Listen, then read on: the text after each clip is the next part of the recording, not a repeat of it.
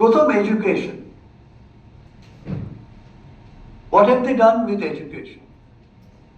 2015-16-তে spending on education ছিল 3.8% of the total expenditure.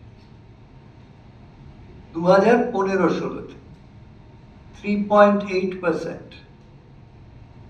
এই বাজেটে সেটা কমে 2.60 হয়ে গেছে। কোথায় education expenditure should go up? বাড়লো তো নাই, 3.8 এর জায়গায় 2.6% of the total expenditure কমিয়ে দিল। তার মানে কি, এই সরকার, কেন্দ্রীয় সরকার, they don't care about education। নইলে কি করে এডুকেশন সম্বন্ধে তারা বাজেট কাট করতে পারে যাতে সারা পৃথিবীর দেশ শিক্ষার ক্ষেত্রে বাজেট বাড়াচ্ছে?